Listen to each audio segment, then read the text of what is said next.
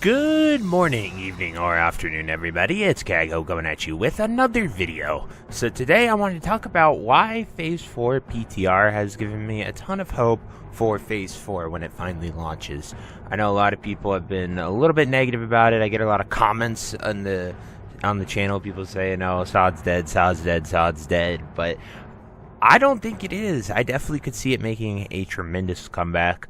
It is 8:30 a.m. in the morning right here, and this is just the amount of people you see on the PTR right now. And I think that's kind of crazy to see that many people just here this early in the morning. But before we get into the video, be sure to like, comment, and subscribe. Everything you guys do helps my channel grow, helps me get discovered, and helps me help as many people as possible, which is the entire point of my channel. So without further ado, let's get into the video.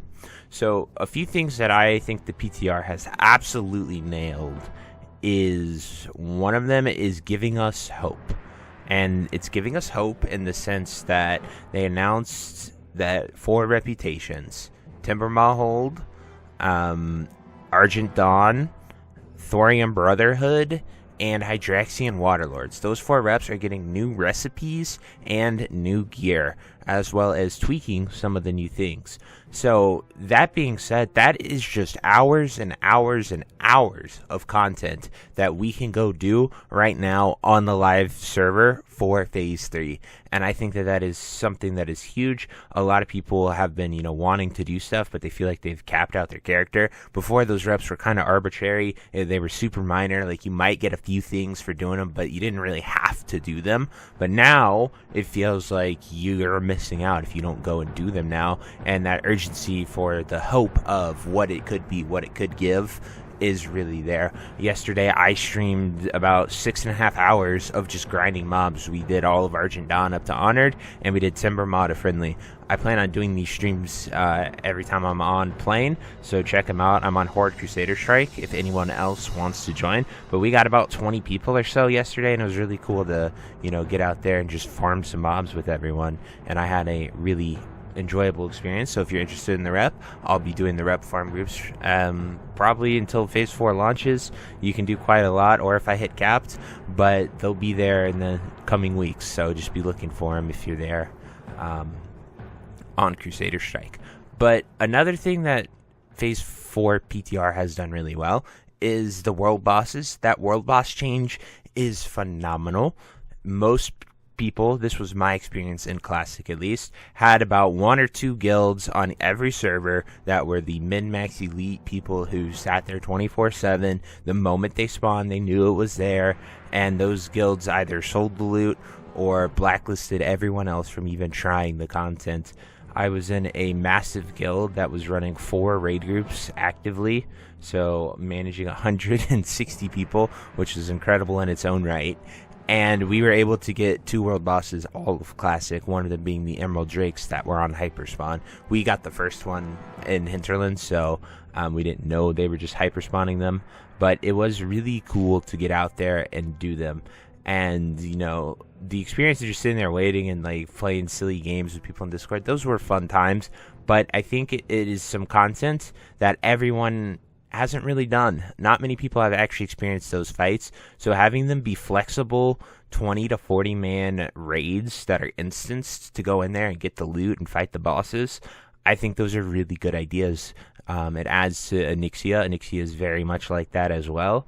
It's a hard 40 man, but it fits that whole so now we can go do Azurgos, Onyxia, and Kha'Zix all at once, and that's a really cool, it's another raid night for people if they're struggling with Molten Core to get that done. So it's just something that you can do and have a lot of fun and be super casual with, and those fights are quite interesting, so it'd be cool to see them as instances and where it goes from there.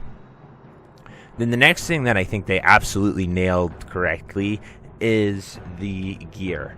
So if we look here, we can see that we have the tier 0.5 sets, and they got so good. They added tons of spell power to each of these as a mage, and they made these pieces really sought after. And the in-game dungeons are quite awesome dungeons with Stratholme, Skullomance, Dire Maul, and just all Ubers and Lubers and just having the ability to get in there and get these pieces, really fun content instead of just the niche like 1 or 2 pieces that are pre-bis. It gives you something to do, and those in-game dungeons are some really good content that I enjoy personally farming. And I remember the first time going in there for Classic, I was like, wow, this is a 5-man dungeon. This feels like a raid for how long and how difficult that they were. So it's just really cool to see that them taking the time to make this gear really good and stuff that you might want to go after. I do believe they also changed the set bonus on this to be pretty good as well. Now, when we're looking at numbers and the tier 1 sets, a lot of this is PTR. People need to remember that this is PTR. So when we're talking about numbers and we're talking about like the tier 1 stuff that's data mined, it could just simply be that they have not gotten to it yet. Like, they haven't tweaked it, because people are freaking out because they see that tier 1 doesn't have any stat changes yet. But we don't even have access to tier 1. I think if tier 1 had stat changes, they would give it to us to play around with.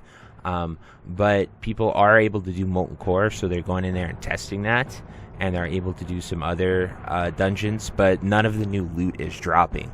So it makes it very, like, we don't know.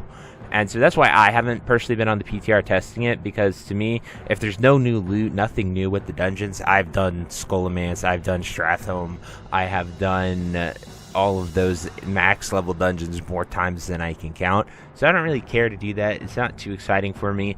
I would rather run around and like wait 2 hours to see the Black Rock Eruption events.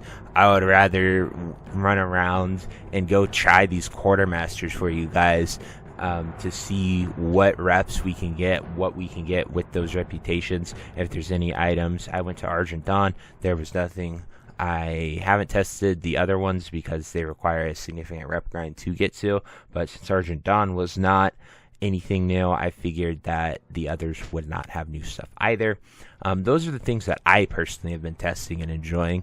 Agrin even tweeted out overnight that people wanted to, if you had any good data and PTR stuff, go to the forums to talk to him.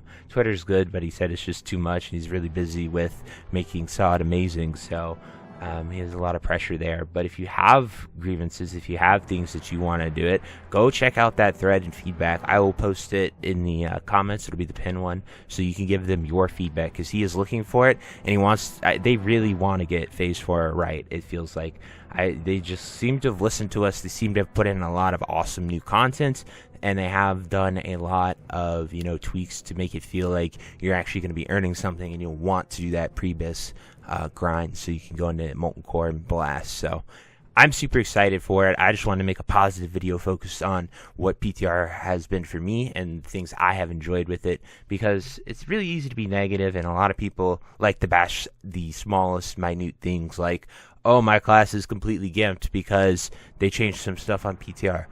It's PTR, guys. The numbers are completely arbitrary. They can make any spell in the game hit for 10 million if they really wanted to, and that would be the best thing in the world for that time. So just keep that in mind. That's why I take all these class tweaks with a grain of salt. Now, the runes are very important, so hopefully they can get that right. But their numbers are just numbers at the end of the day, and they can be anything that Blizzard wants them to be. But anyway, guys, I hope you enjoyed this video. I'd love to hear your stories on PTR. If you're out here trying it, if you're testing things, what do you enjoy, and so on. But anyway, guys, that's it for the video. I hope you enjoyed it. And until next time, I'll see you later. Have a great day. Bye-bye.